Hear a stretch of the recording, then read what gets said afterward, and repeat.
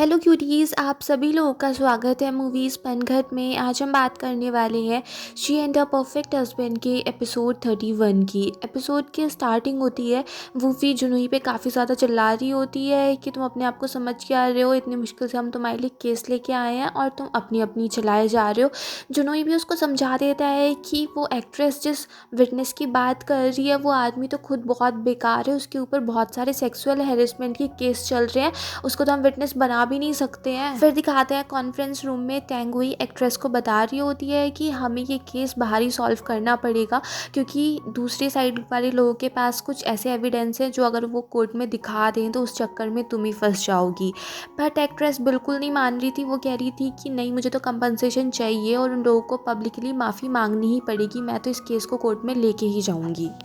फिर दिखाते हैं क्वींशी मिस्टर क्याओ से पूछ रही होती है कि तुमने मेरे बारे में वैंग को क्या क्या बता दिया। मिस्टर क्याओ कहते हैं कि मैंने तो उसको कुछ भी नहीं बताया, बस यही बताया कि तुम्हारा कितना लविंग हस्बैंड है और ये और वो।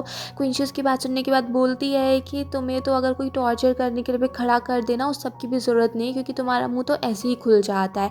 और फिर वो उससे कहती है कि हमें वैंग पे ज़्यादा ध्यान देने की ज़रूरत नहीं है, क्योंकि मुझे लगता है कि ये एक्ट्रेस वाला केस हम आगे हैंडल करने ही नहीं वाले हैं। अगर हम केस हैंडल ही नहीं करेंगे तो हुपिंग फिर हमारी कंपनी में इन्वेस्ट करेगा नहीं, तो वैंग की कोई ज़रूरत नहीं है। बट तभी वहाँ पर वैंग आ जाता है और वो कह देता है कि हम तो बिजनेसमैन हैं, हम तो अपॉर्चुनिटी देखते हैं और जहाँ पे बिज़नेस ठीक लगता है, जहाँ पे इन्वेस्ट करना चाहिए हम वहाँ इन्वेस्ट कर देते हैं और किसी चीज़ से कोई रिलेशन नहीं होता। और तभी वो लोग देखते हैं टैंग हुई बड़ी खुशी खुशी एक्ट्रेस को बाहर छोड़ने के लिए आई होती है। उसको देख के क्वींची भी चौंक जाती है और वहाँ पे टैंग हुई उस एक्ट्रेस को बोल देती है कि जैसे तुमने कहा है वैसे ही केस हम कोर्ट में लेके जाएंगे, क्योंकि उस एक्ट्रेस को वो खुद होटल वाले ही ये केस आगे बढ़ाने के लिए बोल रहे थे, क्योंकि वो याओ याओ से थोड़ा छुटकारा पाना चाह रहे थे। फिर दिखाते हैं वैंग क्वींची से बोल रहा होता है कि मैं जब से यहाँ पर आया हूँ तुम मुझसे कभी भी फ्रेंडली तरीके से तुमने मुझसे बात नहीं की, तुम मुझसे काफ़ी ज़्यादा गुस्सा हो, इस सब की वजह क्या है। क्वींची भी उससे डायरेक्ट पूछ लेती है कि येंगवा को जब उस कंपनी से निकाला गया था उसके पीछे तुम्हारा भी हाथ था ना, तुमने अपनी सारी जिम्मेदारी येंगवा के ऊपर क्यों डाल दी। वैंग भी बड़े अच्छे से बोलने लगता है कि इसमें मैं कर भी क्या सकता था, सारी गलती मिस्टर क्यू की थी, बट उनको तो कोई कुछ कह नहीं सकता था। अब ऐसे टाइम पे तो सबॉर्डिनेट्स को ही जिम्मेदारी लेनी पड़ती है। और फिर येंगवा पे इसका कुछ फ़र्क पड़ा नहीं तो उसने रिस्पॉन्सिबिलिटी ले ली, तो फ़र्क क्या ही पड़ गया। ऐसा तो चलता ही रहता है, अगर आज भी मुझसे कुछ ऐसा करने के लिए कहा जाए तो आज भी मैं बिल्कुल वैसा ही करूँगा। उसकी बात सुन के क्वींची कहती है कि तुमने कितनी गलत बात को कितने अच्छे तरीके से एकदम से बोल दिया, आप तो बड़ी अच्छे से बात करते हो। फिर से वैंग क्वींची को लंच के लिए इन्वाइट कर रहा होता है, क्वींची उसको मना कर देती है, बट वैंग बोल देता है कि ये ना हमारी इन्वेस्टमेंट कंपनीज़ और ये बैंकिंग सेक्टर ये सब बहुत छोटी चीज़ें होती हैं, सारी चीज़ें ना बहुत क्लियर कट समझ आ जाती हैं।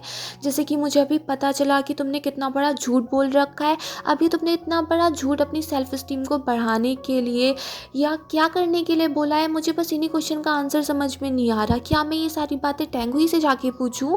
और उठ के जाने लगता है। उसकी बात सुन के क्वींची उसको रोक लेती है और उससे कहती है कि आप तो बात को गलत समझ रहे हो। फैंग भी कह देता है कि अभी तो जो मैं समझा है वो समझ लिया है, ये बात मैं किसी और को ना बताऊं, तो इस बार हम कोई जगह डिसाइड कर लेते हैं, तुम बस टाइम बता दो, जगह मैं देख लूँगा, वहाँ पर हम लंच कर लेंगे, बट इस बार तुम्हें आना पड़ेगा वरना मेरा मुंह खुलने में ज़्यादा देर नहीं लगेगी।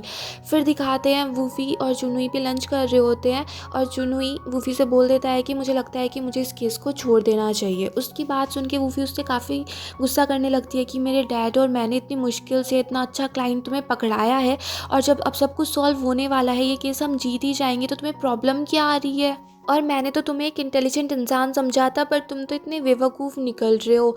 अगर तुम इस केस को अच्छे से सॉल्व कर लोगे तो टैंग हुई तुम्हें अपनी लॉ फर्म में एक पार्टनर बना देगी।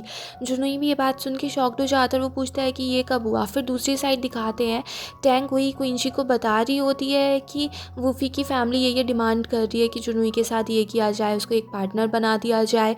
क्वींची भी कह देती है कि अब जब उसकी वूफी की फैमिली इतनी अच्छी है तो वो क्यों नहीं अपने सन इन लॉ के लिए तो वो कोई बड़ा सा रास्ता दिखाना चाहेंगे ही, उसे अच्छी पोजीशन पे चाहेंगे ही, इसमें बुराई क्या है। और फिर टेंगुई क्विंची को ये भी बता देती है कि जब वूफी एक केस लेके आई थी तो उसने एक डिमांड और ये भी रखी थी कि क्विंची को यहाँ से निकाल दिया जाए। उसकी बात सुन के टेंगुई हंसने लगी थी, क्योंकि उसके लिए क्विंची ने इतने सारे केस लड़े हैं, उसने इतना पैसा कमाया है और इस केस से तो उसको बहुत कम पैसे मिल रहे हैं, तो वो इतने अच्छे अपने एम्प्लॉय को इस नौकरी से कैसे निकाल सकती है। तो क्विंची भी उससे पूछने लगती है कि फिर तुमने वूफी को क्या आंसर दिया। तो टेंगुई क्विंची से बोल देती है कि हमने इतने सालों से काम किया है, तुम्हें मेरा अभी तक कैरेक्टर समझ नहीं आया। मैं ऐसे ऑफिस पॉलिटिक्स में पढ़ती नहीं हूँ और अब मैं देखो तुम्हें एक अच्छा चांस दे रही हूँ, तुम वैंग के पीछे जाओ। बट क्विंची कह देती है कि वैंग के आसपास तो वूफी भी है ना, वो मेरी बात कैसे सुनेगा, वो हमारी कंपनी में इन्वेस्ट करे ना करे, इस बात का तो मैं कुछ कर नहीं सकती हूँ। और साथ में टेंगुई उसको ये भी बता देती है कि वो एक्ट्रेस अभी डिवोर्स लेने वाली है, बट अभी उसमें और हुपिंग के बीच में कोई निगोशिएशन नहीं हो पा रहे हैं।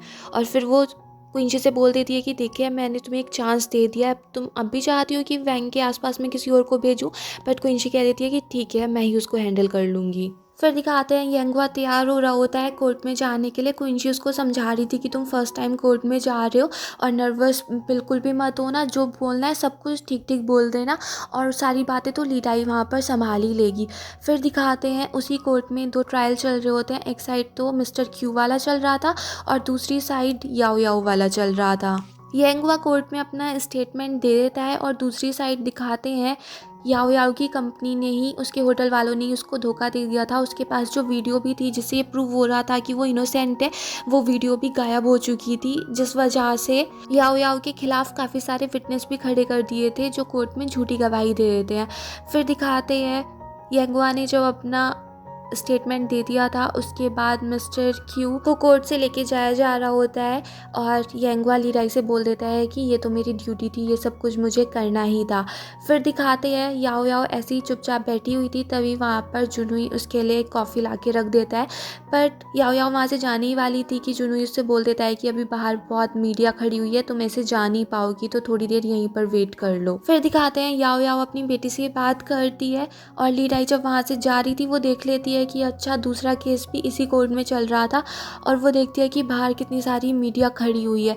फिर दिखाते हैं याओ याओ जैसी बाहर जा रही थी, मीडिया एकदम से उसको घेर लेती है और फिर जब वो चश्मा हटाती है तो लोगों को पता चलता है कि असल में वो याओ याओ है ही नहीं, वो तो लीड आई है। और याओ याओ दूसरी साइड से चुपके से निकल जाती है और फिर यांगवा उसको कार में ही बैठा के ले जाता है वहाँ से। फिर दिखाते हैं यांगवा याद कर रहा होता है अपना पास्ट, कुछ अपनी मेमोरीज याओ याओ के साथ। फिर दिखाते हैं लीडाई भी कार में आके बैठ जाती है और वो यांगवा को बताती है कि मिस्टर क्यू को हार्ट अटैक आ चुका है, वो इस टाइम हॉस्पिटल में है। फिर यांगवा हॉस्पिटल जाने लगता है तो याओ याओ वहीं पर उतर जाती है। फिर यांगवा को याद आता है कि याओ याओ ने उससे कैसे ब्रेकअप कर लिया था। फिर दिखाते हैं क्विंची वैंग के साथ होती है और वैंग क्विंची की बहुत तारीफ कर रहा होता है कि तुम कितनी ज़्यादा इंटेलिजेंट हो और तुम यहाँ पर इतनी छोटी सी लॉ फर्म में कर क्या रही हो, मेरे साथ रहो, मैं तुम्हें पूरी दुनिया घुमा दूंगा। अब देखो इस प्रोजेक्ट के बाद मेरा दूसरा प्रोजेक्ट ज्यूरिक में है, तुम अगर मेरे साथ चलो तो मैं तुम्हें क्या क्या करना सिखा सकता हूँ, मैं एक बिजनेसमैन हूँ, मैं तुम्हें इन्वेस्ट करना भी सिखा दूंगा और ये सब कुछ रिपोर्ट्स लिखना जो भी तुम कहोगे सब कुछ मैं तुम्हें दिला दूंगा। बट क्विंची कह देती है कि कहीं बाहर जाने से पहले ना मुझे एक बार यांगवा से पूछना पड़ेगा। उसकी बात सुन के वैंग कह देता है कि अगर तुम यांगवा से पूछोगी तो तुम्हें जाने कैसे देगा, तुम अपने बारे में सोचो ना, तुम्हें बाहर निकलना है। फिर दिखाते हैं हॉस्पिटल में पता चलता है कि मिस्टर क्यू के दिमाग में कुछ ट्यूमर वगैरह है, उसका अब इलाज चलेगा। और साथ में लीडाई भी यांगवा से पूछ लेती है कि तुम्हें उनकी बीमारी का कैसे पता चला था। यांगवा कहता है कि जब मैंने उनसे कुछ क्वेश्चन पूछे उन्होंने हमेशा यही आंसर दिया कि वो कभी भी गलत डिसीज़न नहीं ले सकते हैं, और अब जब उन्होंने रिपोर्ट्स देखी तो अब वो खुद डिसाइड नहीं कर पा रहे हैं कि उन्होंने उस टाइम पे क्या डिसीज़न लिए थे और अब वो क्या लेना चाहते हैं। उनको ये बीमारी हो गई है इसलिए उनको कुछ पुरानी बातें याद ही नहीं है, अगर उनको सब कुछ याद होता तो इस सब के लिए मुझे विटनेस बनने की ज़रूरत भी नहीं पड़ती। और फिर लीडाई उससे पूछ लेती है कि याओ याओ को देख के मुझे ऐसा लग रहा था कि वो तुम्हारी फ्रेंड है, बट यांगवा कुछ आंसर नहीं देता। फिर दिखाते हैं क्विंची को काफ़ी गुस्सा आ रहा होता है, उसको याद आता है कि वैंग उससे कह रहा था कि यांगवा कौन सा अच्छा इंसान है, वो भी तो पहले ऐसे ही था, उसकी पहले से भी गर्लफ्रेंड थी और फिर भी वो मिस्टर क्यू का दामाद बनने के लिए तैयार हो गया था। फिर दिखाते हैं लॉ फर्म में पार्टी चल रही होती है और वहाँ पे वैंग क्विंची का ही वेट कर रहा था, बट क्विंची तो अपने ऑफिस में ही थी, तो फिर वैंग भी वहाँ से उठ के चला जाता है। फिर दिखाते हैं क्विंची के पास ली राई का फ़ोन आता है और वो उसको बताती है कि आज सब केस ऐसे सॉल्व हो गया, और साथ में वो याओ याओ के बारे में बात करने लगती है। वो उससे कहती है कि एक मज़ेदार बात मैं तुम्हें बताऊँ कि येंगुआ और याओ याओ दोनों एक दूसरे को पहले से ही जानते हैं, और उनकी बातों से तो मुझे ऐसा लग रहा था कि उन दोनों के बीच में काफ़ी लंबी फ्रेंडशिप है। और फिर यहीं पे ये एपिसोड फिनिश हो जाता है। अगर आपको ये पसंद आया हो तो प्लीज़ मेरे चैनल को सब्सक्राइब करें, लाइक करें, शेयर करें, कमेंट्स करें, and bye bye till next video.